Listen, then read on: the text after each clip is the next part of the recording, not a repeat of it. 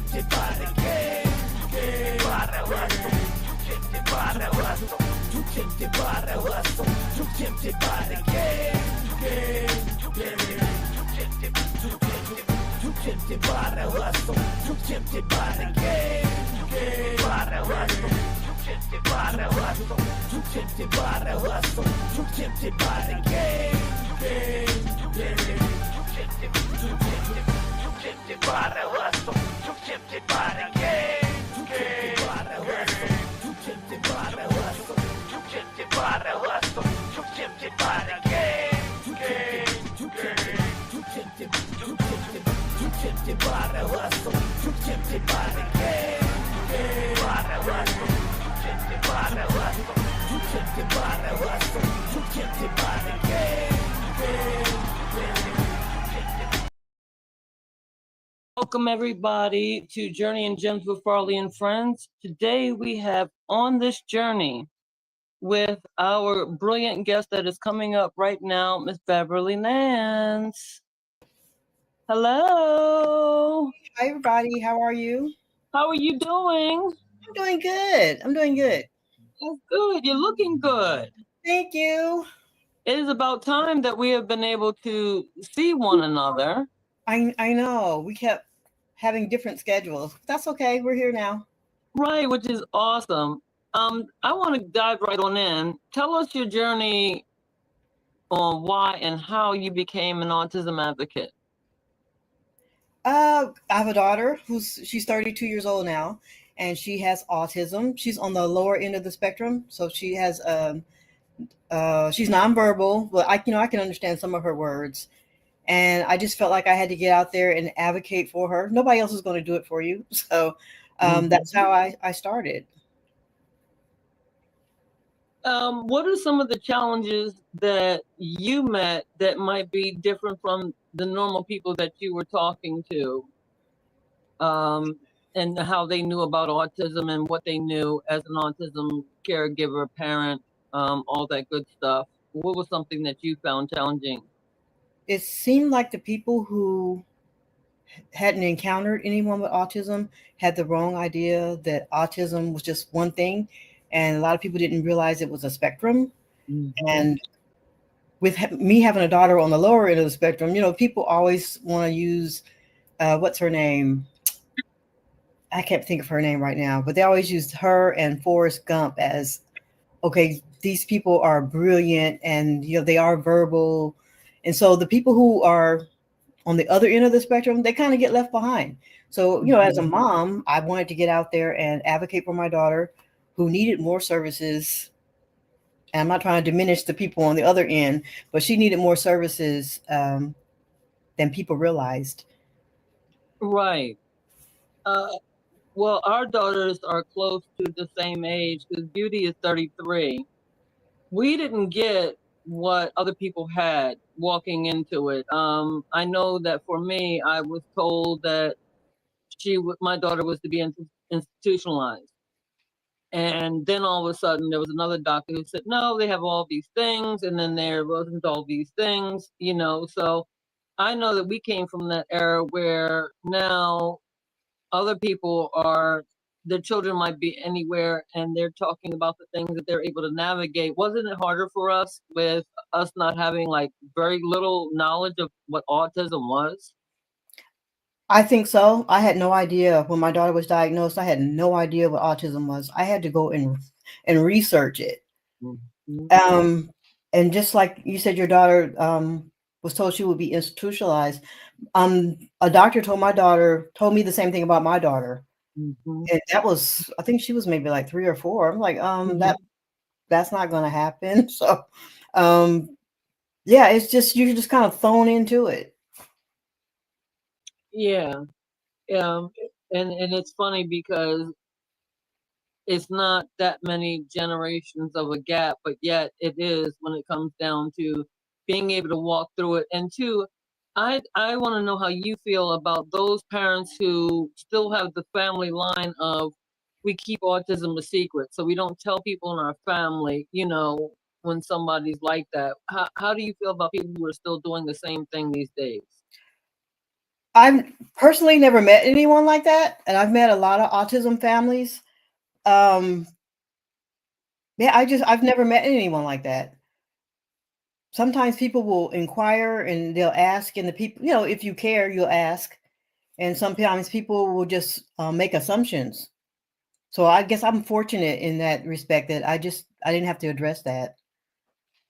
Yeah, it was something that I absolutely saw when I was with a friend and their family. They had like 3 or 4 generations of family there and all. And so I was asking the question about this lady with her son, and they kept trying to shut down the conversation. And then I realized it's an old school adage of when somebody has a disability, you do not talk about it.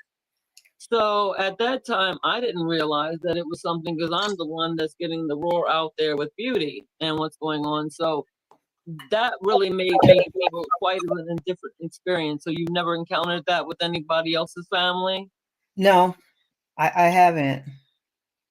That's wild. Okay.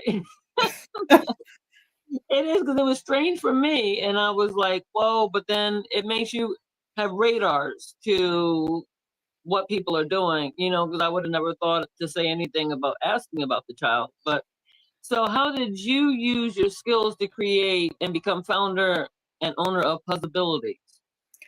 Oh, I love jigsaw puzzles so much. It's more than just a hobby, and it got doing jigsaw puzzles and just sitting there and putting the pieces together. It's got me through so much in life. It got me through my divorce, and it just brings me peace. I Mm-hmm. remember I used to work a night shift, and I would get off, get a little bit of rest, get up, and then I would start working on my jigsaw puzzles because it just grounded me. And I thought, Mm-hmm. wow, if I could turn this into a business. And then, when I saw my daughter trying to work on the pieces with me, I thought, wow, if I could turn this into a business. And I found this guy in Canada who had this machine, because the machines that your bigger companies use are industrial size, but these are maybe, how big is this machine? Maybe like a 4x4. And I keep it right now. It's in my basement. And I thought, well, what would be more perfect than something that I really love to turn into a business? And so that's why I kind of got started. And then I expanded. First, I was making just custom jigsaw puzzles, and then I Mm-hmm. expanded it to I wanted a puzzle line, just like the ones you see in the stores. And so I got Mm-hmm. into a couple of stores, but it's not like a really lucrative, because it's hard to get your product on the shelf. I would Mm-hmm. assume that's for any kind of item. Mm-hmm. So for a jigsaw puzzle, it was hard to get on a shelf because you have your big name companies already out there. Mm-hmm. But I did that, and I got into some small stores, and then my custom puzzles, they were selling them at the gift shops at the park here. Oh, Um, and then I kind of thought, well, I would do it for sensory issues, people who have sensory issues. So I started making jigsaw puzzles for people with autism and dementia, Alzheimer's, and so that's what I'm doing now. It's fun. I like it. that's brilliant because I never thought about that. With puzzles, and I was like, wow. So I'm grateful that you shared with me and our audience of exactly how this became not just a passion, but you have to feel it. You have to be in it, not just for the money. Because if you don't, then it drowns out after a while. Because of the hard work, like you said, trying to get in the shelves, trying to make sure anybody can get access to it, and we'll make sure that people have the information how to contact you. Now, what was your vision for your Take Care Time podcast? For the podcast was just a part of the bigger Take Care Time brand. I started the Take Care Time brand because I was just kind of obsessed with respite. My daughter used to Mm, have this wonderful respite program. They have ended it now, but whoever put that thing together, they had to have had a child with a disability because that program was so perfect. And so I started to Take Care Time, and then I moved into the subscription boxes, which is a subscription box for respite. Do I have a box here? Yes. Um, So for the people who can't get respite, they would have a box that you can use in lieu of respite or during your respite time. And I would just fill it up with journals. There used to be always a puzzle in there, maybe a mug, Mm-hmm. something like that that they can enjoy during their respite time. Because I just believed that respite was super important. And so then I thought about I would hear all these stories.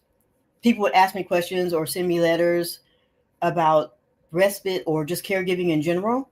And I decided to start a podcast.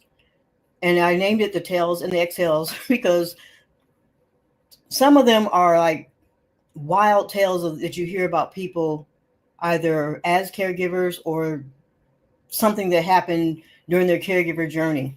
For instance, I haven't really done the story about my daughter when I first hired um, a community living support person for her.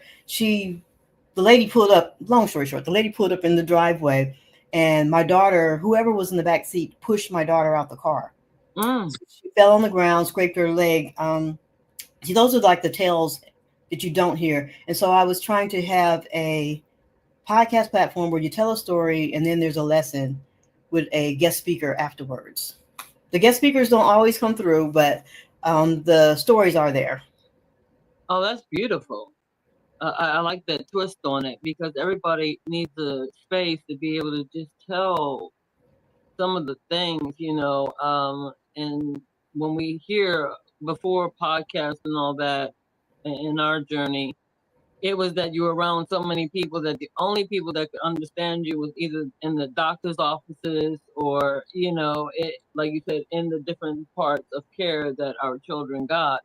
But we weren't being able to really even talk about it with everybody else. So it's nice that there is this platform, which I would love to check out more and support because I really would, I really think that that's part of the therapy is communication, and you got to be able to find Mhm. that place where you can just talk about it, and it's not just an overload of oh well, I don't understand this. Sometimes just listen, just relax and breathe. Listen to what somebody's saying, and let them just say what they need to say because it hurts so bad because it's not a Mhm. fault.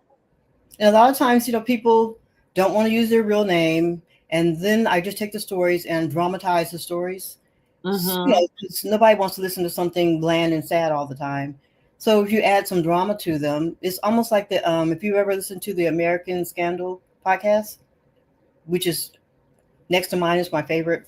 He goes back in history and he tells these stories, and then he'll have a guest on, and it's all about teaching.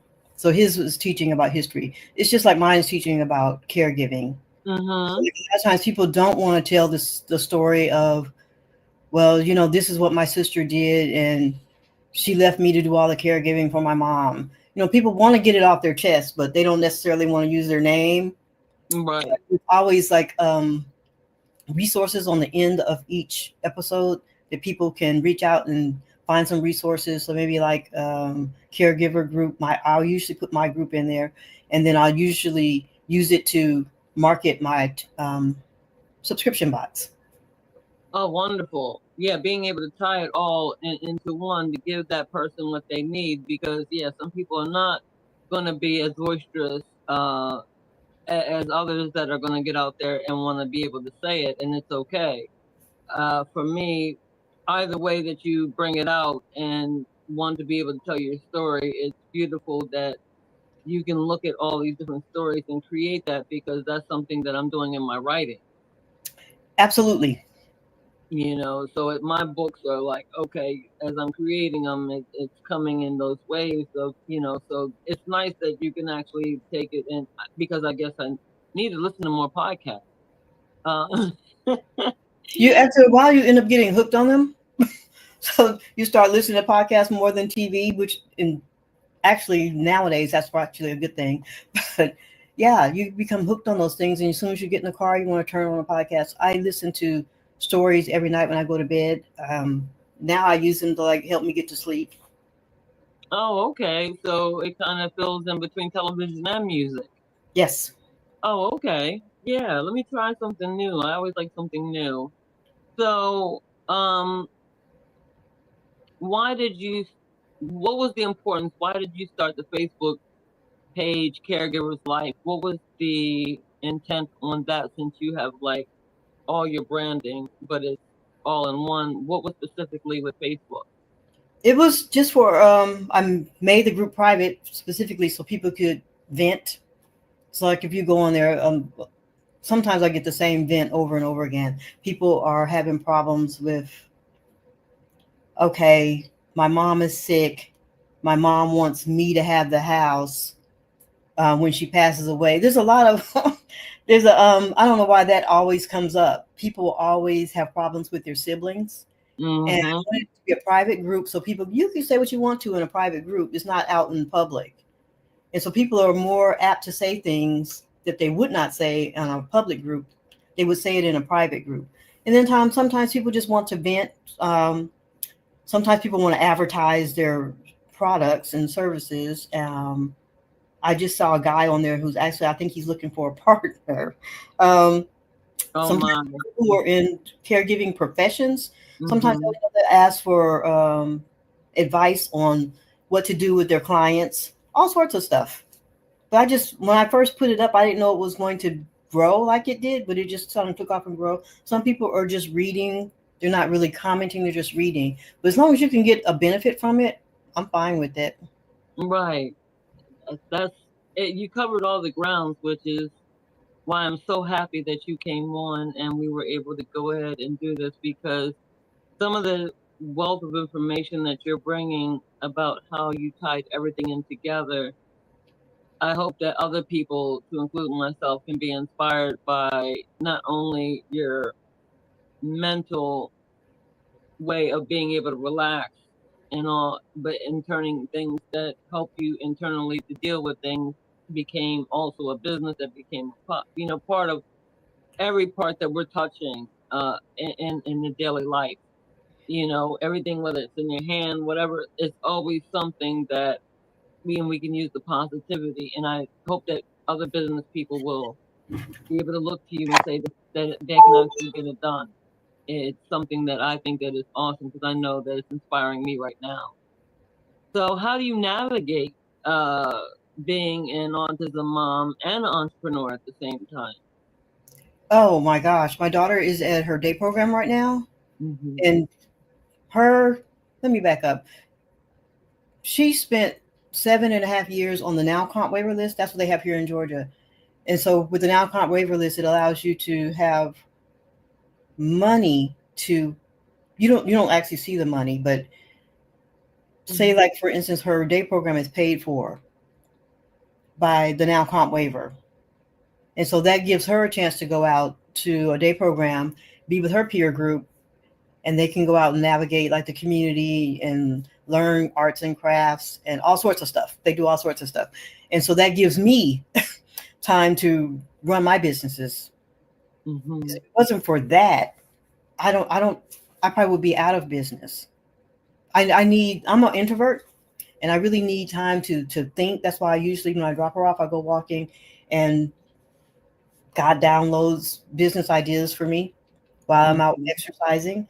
And I try to come home and, because it's right across the street, I try to come home and execute what I'm supposed to do in my business. And I just really wanted it to be where I'm serving people.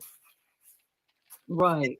With her, I mean, I could work with her around, but it would be like very difficult. So those 6 hours that I have every day, Monday through Friday, really help me run my business because I just really need a lot of quiet and Hmm. think. That's just how I Hmm. operate. Get that. I get that 110%. Because beauty being in a residential facility, uh, at one point, like I said, I had to make peace with it. At the same point, I knew that I had to take a longer time to try to heal from the physical disability and everything else. So now I'm trying to navigate into the whole entrepreneurship thing for myself. Then, like I said, that there's the bumps and the waves of everything going on because not many people that I do talk to or do I run into that there was at a point where they couldn't take care of their kids anymore.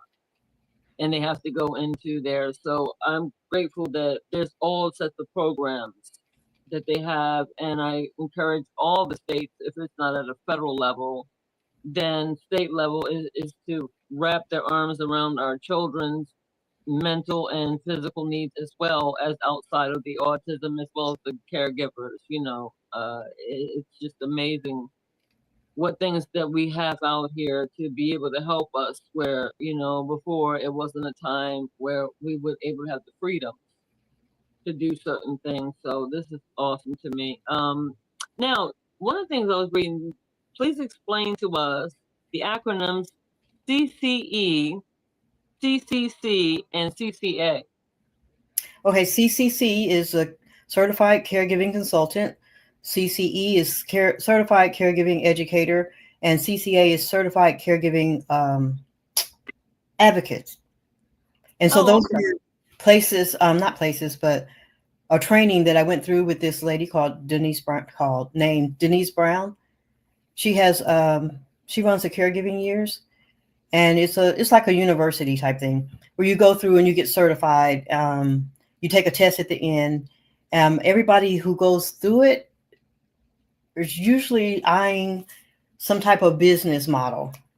Mm-hmm. Um, I haven't ran into anybody who's doing the same thing, but they're all running something, and so that gives them the certification, and they have like their home little website. It's almost like I don't know if you are familiar with Kajabi. It's like an ongoing university, but it's called caregiving years. It's for caregivers, Okay. and so then you get those certifications, and you can take classes, and then the classes will add up to people who what does she call them? They're like credits for earning a degree for Oh, that's people who nice. tune in. Yeah. Okay. Because I don't know, I would have to check what's here in Maryland because I went and I took all my classes at the Arc of Baltimore. And so they were offering at the time classes that were not that substantial, financially, where you can't take a class. But I was taking so many of them, that they were just making sure that I got in and I was able to be a part of what they were doing as well. So I was like, wait a minute, these are new to me. So thank you for going ahead and also letting us know about that information for those of us who may have to dust some things off. But again, I have to check in my state and see if all the states have the same kind of, if somebody offers it, whether it be, a college or somebody who has She the, she's actually located in Illinois, but all okay, the classes are virtual. okay. And see, that's another thing too, is that, yeah, I want to make sure that before I tell viewers anything, that I always do my homework. Well, yeah, she gives you that opportunity to become accredited. So yeah, I sit on her board also. Oh, that's She's wonderful. Oh yeah, I definitely got to find out what it is, because certain things that I don't want to get back into the realm of, and I'm just going to be honest with it because I'm just starting to realize how much trauma it brought me in dealing with my daughter and going through all of the things. So there's certain parts I don't want to dive back into, but there's other parts that I do, and so I'm trying to find my balance on that. And I'm grateful that I'm talking to you who have seemed to found the balance on being able to do all of the things that that I'm looking to get done and figuring it out. I guess our audience would say figuring life out and what's going on. What positive message would you want to convey to everyone? every caregiver. Good, well, everybody's a caregiver, so yes. Yeah, Um, right. my message is always rest and respite. I know a lot of times people feel like they got to be the one that they're the ones that do it all. They don't feel like anybody can take their place, and it's okay to feel that way. But you got to remember, when you die, somebody's going to take your place. So you I kind of live like, okay, well, gee, if I died at the end of the week, somebody's going to do all the stuff that I said only I could do.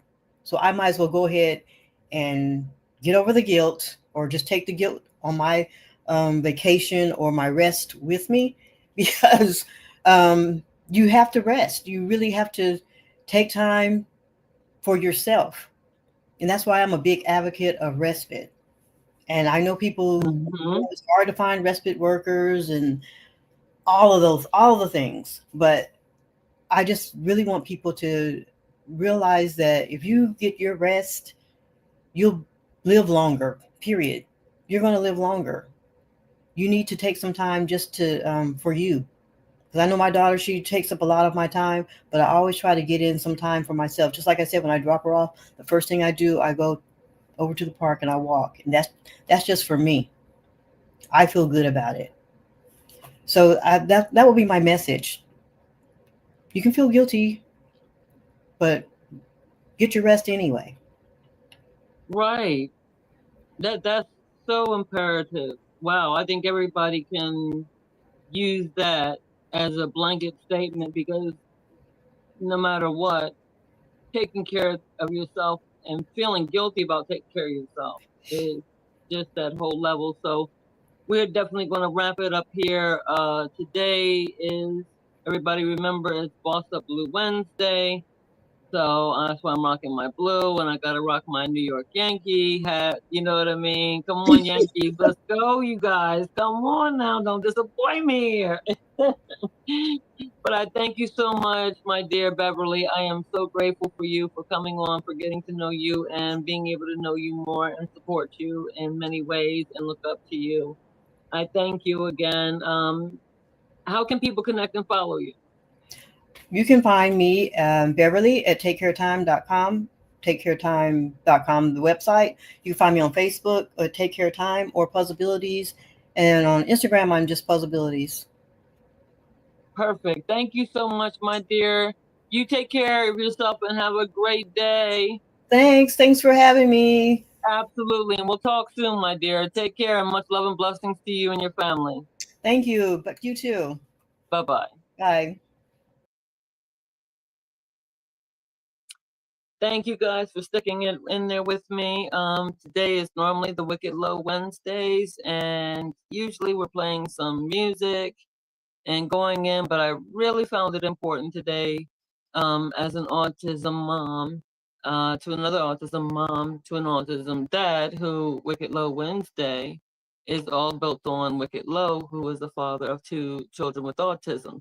So I thought it was really neat to come up with something special and creative to bring you guys, instead of just the music, the people behind all the things that you're hearing that we're doing. You know, we are doing so much, and yet it's a blessing to get to know more people in our tribe, because a lot of times it's very lonely when you're just at home and you're not connected with a community of people. And as she said, the respite care, these different homes, the different support systems that we get, and not only for children with autism, but again, let's reiterate that everybody may not have autism. They may be dealing with depression. They may be dealing with so many different battles, and there has to be something that they can get back in tune with, something that can light their fire and be that passion to get them across to being able to be helpful to somebody else.